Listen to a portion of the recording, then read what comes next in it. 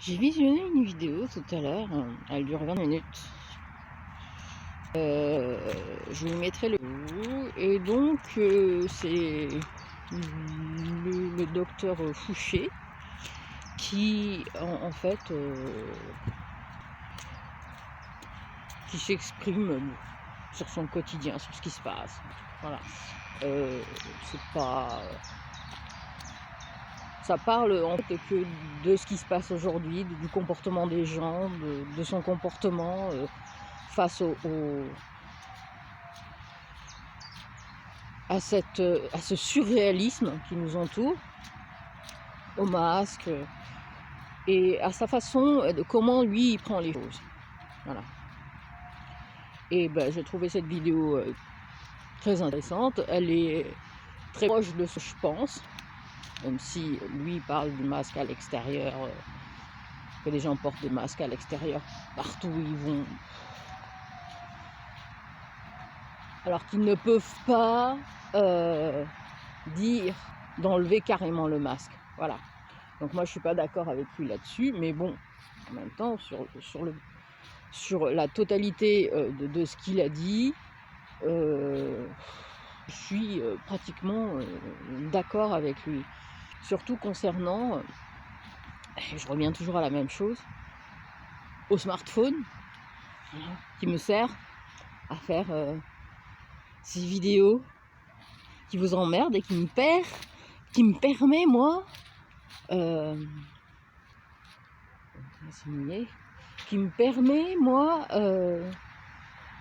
de radoter. Je radote. Et j'ai besoin de parler de ces smartphones qui ont envahi la planète. Voilà.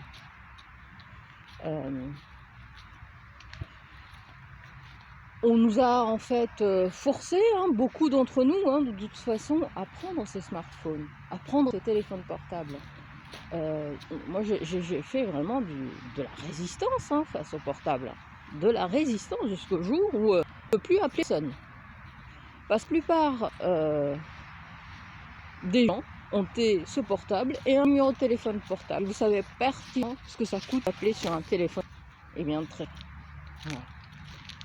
immense. Ce qui vous oblige à prendre un second téléphone dont vous n'avez pas usage. Vraiment. Moi, je m'en suis rendu compte. Et quand je voyais que les gens que je connaissais passaient leur temps sur le téléphone, en plus c'était un téléphone, c'était pas un smartphone, c'est un téléphone ordinaire juste pour texter et pour appeler. Et certains faisaient quelques photos, voilà. Mais il y avait déjà aussi l'option photo qui poussait les gens à se prendre en photo, faire des selfies, voilà. L'ego, quand on touche à l'ego, à l'orgueil, c'est un phénomène extraordinaire qui se produit chez nous en fait. Et mais moi je me demandais comment ça se fait que ces gens ils passent leur temps à texter. J'en sais pas grand chose. Enfin ouais, t'es où, on va où, voilà. Et ça s'arrête là. En plus je sais pas de texter tout le temps, de parler par ce truc là. Je préfère qu'on s'appelle, qu'on se rendez-vous, qu'on se voit et qu'on parle. Voilà. Et bien en fait j'ai fini par comprendre comment ces gens passaient leur temps à s'envoyer des SMS. En fait ce qu'ils font, c'est qu'ils font des groupes et ils envoient une connerie, un groupe de personnes, et puis ça, on discute. Voilà. Ce sont des discussions provoquées. Bien sûr les bâtiments, ça les dérange pas, ils passent leur temps à faire. Mais les adultes, moi je sais que beaucoup d'adultes sont un peu énervés ou ça les dérange, qu'on les dérange tout le temps. On ne peut pas texter à quelqu'un trop longtemps. On lui envoie un SMS pour savoir comment il va, patati, 3-4 SMS, ça y est, c'est fini. Parce qu'on est comme dans la vie réelle, on ne va pas trop déranger. Voilà. Et ça, beaucoup de gens ont compris. beaucoup d'entre nous l'avons compris. Il y a une méthode qui consiste, en fait, ça sert à rien. On nous a imposé des choses qui ne servent à rien dans le quotidien. On nous a créé un besoin qui ne sert à rien. Oui, mais au cas où, une urgence. Oui, mais c'est pas tout le temps que tu as des urgences. Et le smartphone, et là déjà, j'avais déjà vu le changement dans le comportement, dans les relations avec les autres. Là, on n'est plus pareil. On n'est plus, quand on a besoin de forfait pour parler aux autres, c'est plus la peine. Il y a une incohérence. Alors que nous avons des visages, des bouches, pour se parler, pour se rencontrer. Et des fixes qui nous permettent de parler des heures. Mais là, non. Ils ont abandonné ce qu'on appelle aujourd'hui le développement durable à une obsolescence programmée. Voilà. L'obsolescence programmée de communication. De la relation entre les gens. De la religion.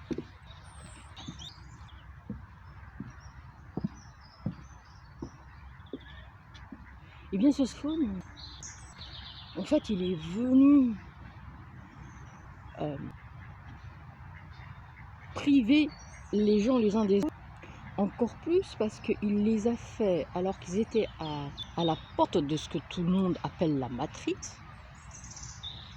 il les a fait entrer dans cette matrice en temps.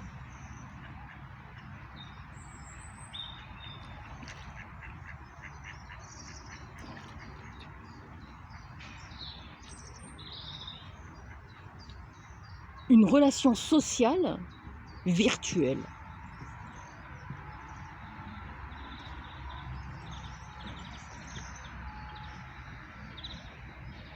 Moi, avant Internet chez moi, jamais je ne suis rentrée dans des groupes de discussion ou aller YouTube pour parler avec des gens, pour commenter. Alors là, non. Et jusqu'en 2010. Moi, je me contentais d'écouter de la musique, de voir des bouts de trucs au bureau. Et quand j'avais besoin vraiment d'Internet, quand j'étais chez moi, j'allais en bas, dans ce qu'on appelle un taxiphone, là, où il y avait Internet ouvert, mais pour commander un billet de train. Voilà. C'est tout ce que je faisais avec Internet. Une fois que l'obligation s'est fait sentir, je suis rentrée dedans aussi, dans cette matrice. Mais rentrée en étant observatrice sans... Mais je suis dedans aussi. Je voyais vraiment que il y avait énormément de choses qui se faisaient, mais pas grand-chose qui en ressortait. Mais rien dans le cré. Le seul que j'avais, c'était d'avoir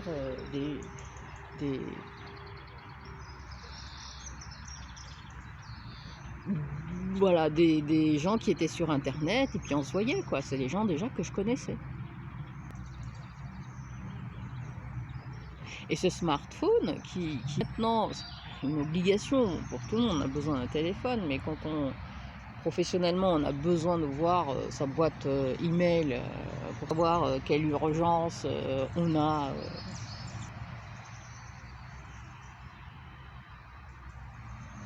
Professionnellement, quand je dis professionnellement, c'est quand on travaille pour soi. Hein. C'est pas quand on travaille pour quelqu'un.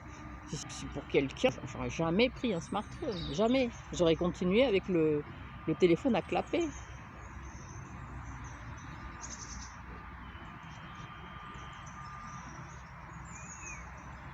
Et donc, en revenant au docteur Fouché, donc il en parlait de ça. Donc si il dit dans cette vidéo, les gens se coupent carrément d'Internet, du smartphone, ils verront ça, ils verront la folie dans laquelle on est rentré, ces masques partout, cet évitement, cette méfiance qu'on a les uns envers les autres. dont on n'a pas besoin. Il n'y a aucune urgence, il n'y a aucune maladie grave qui ne tue d'ailleurs que les mourants. Nous sommes tous mourants, mais vraiment ceux qui sont proches de la mort parce qu'ils ont des maladies graves. Et on continue à nous dire, oui, il y a eu un cas de quelqu'un qui avait rien. Qu'est-ce que vous en savez qu'il avait rien? Oui, puis en même temps, s'il devait mourir, il doit mourir. Quand c'est l'heure, c'est l'heure. C'est une personne ici, une personne là. C'est pas 1 million de personnes d'un coup.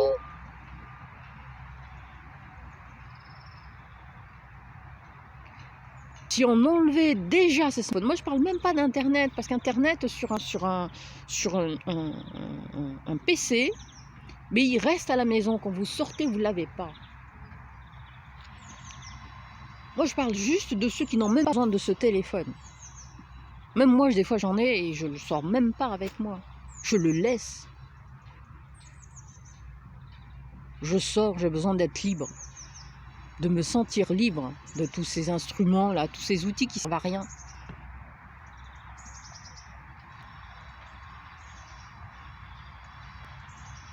Et je vous mettrai donc ce lien-là. Bon, je finis comme ça, en boudin, en eau de boudin ou en caca boudin, je sais plus comment on dit. C'est vraiment très intéressant, quoi. Si on a envie de faire des actions, c'est d'arrêter déjà, pour ceux qui n'y arrivent, de porter le masque à l'extérieur, si vous pouvez dans les transports. Mais je vous le dis, le masque, c'est notre prison mentale. Mais vraiment, ça nous empêche de faire plein de choses. Ça nous empêche de nous révolter. Déjà, on nous a enlevé les mots. Si je retrouve la vidéo,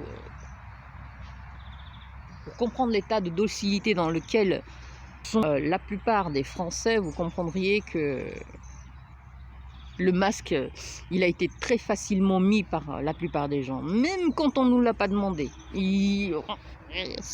60 personnes circulaient dans les lieux où il n'y avait même pas de Covid avec les masques. Et oui, et surtout éteignez la télé. Si vous regardez la télé, j'en sais rien moi.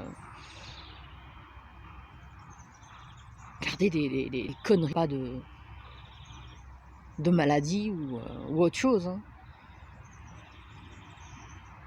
Le Dr Queen, c'est bien ça.